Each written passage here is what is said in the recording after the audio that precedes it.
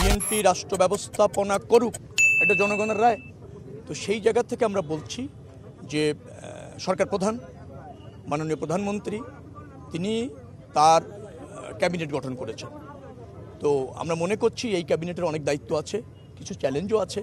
জনগণের আকাঙ্ক্ষা বাস্তবায়ন করা আমাদের অঙ্গীকার, পূর্বেই আমাদের অঙ্গীকার, কারণ ৩১ দফা আমরা আরও প্রায় 4 বছর আগেই ঘোষণা করেছিলাম। তো সেই জায়গা থেকে তার আলোকে রাষ্ট্র ব্যবস্থাপনার গুণগত পরিবর্তন হচ্ছে, রাজনীতির গুণগত পরিবর্তন হচ্ছে, জনবান্ধব রাষ্ট্র ব্যবস্থাপনা প্রতিষ্ঠা করার অঙ্গীকার আমাদের রয়েছে, জনগণের প্রত্যাশা রয়েছে। তো সেই লক্ষ্যেই এই মন্ত্রিসভাটি করা হয়েছে। আমাদের মতো অনেক তরুণ এখানে স্থান পেয়েছে, সরকার প্রধান আস্থা রেখেছে, জনগণ তো পূর্বেই আস্থা রেখেছে নির্বাচনের মাধ্যমে। তো সেই প্রত্যাশা পূরণে আমরা সফল হব, ব্যর্থ হওয়ার কোনো সুযোগ নেই। শুধুমাত্র একটু ধৈর্য ধরতে হবে। নিশ্চয়ই দ্রুততম সময়ের মধ্যে এই দপ্তরগুলি, যেটা আমার দায়িত্ব পড়েছে দেখভাল করার, সেটা সেই জরাজীর্ণতা যদি থেকে থাকে সেটাকে রিফর্ম করে, জনবান্ধব করে, জনকল্যাণে আপনার ফাংশন করানোর জন্য প্রস্তুত করা হবে, কার্যকর করা হবে। কোনোভাবেই দুর্নীতি সহ্য করা হবে না। এটা হচ্ছে সরকার প্রধানের অঙ্গীকার, আমাদের অঙ্গীকার। দুর্নীতি আছে পর্যায়ক্রমে, যেখানে যেখানে দুর্নীতি যেভাবে আছে সেটা পর্যায়ক্রমে চিহ্নিত করে সেই পথ রুদ্ধ করা হবে। দুর্নীতিমুক্ত বাংলাদেশ করতে হবে। সেটি না হলে আমাদের অনেক উন্নয়ন টেকসই হচ্ছে না, অনেক অপচয় হচ্ছে, অর্থনীতির উপর চাপ পড়ছে এবং বড় বড় প্রকল্পের সুফল মানুষ পাচ্ছে না। সেটা বাংলাদেশের চলতে দেওয়া থাকুক, সেটা এই সরকার চাইবে না। নিশ্চয়ই পর্যায়ক্রমে হবে।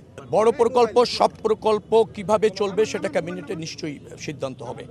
তবে আমরা ইতিমধ্যে জেনেছি কিছু প্রকল্প আছে যা আপনার ব্যয় অত্যন্ত বেশি, কিন্তু সেইভাবে জনগণ তার থেকে সুফল পাওয়ার সম্ভাবনা একেবারে কম, অপচয়।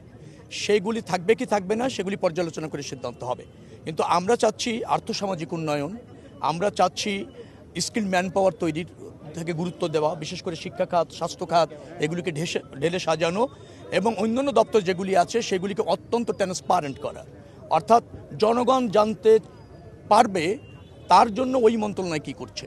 যে সরকারটি আছে আগে শুধু বিরোধী দলের কাছে আপনার জবাবদিহি করতে হতো, এখন যে পার্লামেন্ট তাতে আপনার সরকারি দলের কাছেও জবাবদিহি করতে হবে। কারণ সরকারি দলের সদস্যরাও কিন্তু আপনার সরকারের জনহিতকর কোনো কাজের বিরুদ্ধে, প্রয়োজন নেই এরকম কাজের বিরুদ্ধে কিন্তু ভেটো দিতে পারবে, ভোট দিতে পারবে।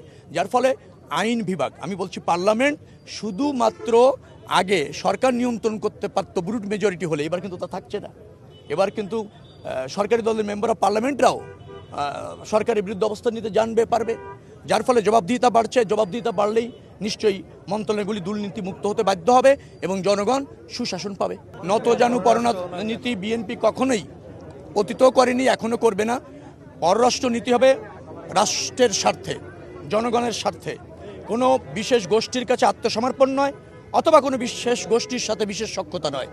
সখ্যতা এবং সম্প্রীতি সেখানেই হবে যেখানে বাংলাদেশের স্বার্থ প্রাধান্য পাবে, দেশের মানুষের স্বার্থ এবং বাংলাদেশের স্বার্থ যেখানে রক্ষিত হবে সেভাবে এই পররাষ্ট্রনীতি চলবে। গতকালকে আমি 3 জন সচিবের সাথে বসেছি, উনারা আসছিলেন, আজকে যাচ্ছি, দেখব যে অভিযোগটা কোন পর্যায়ে আছে, কিভাবে আছে।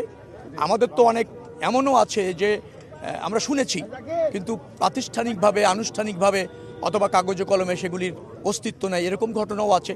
আবার অনেক বড় দুর্নীতি হয়েছে যেখানে কাগজ কলমে খোঁজাও সম্ভব না। আসলে এগুলি ওখানে মানে কয়েকদিন কাজ করলে বিষয়টার একটু গভীরে গেলে টের পাওয়া যাবে। যে সমস্ত অভিযোগ আছে তদন্ত করে দেখা হবে এবং তার সত্যতা পাওয়া গেলে নিশ্চয়ই তা বন্ধ করা হবে এবং যারা জড়িত তাদের বিরুদ্ধে ব্যবস্থা নেওয়া হবে।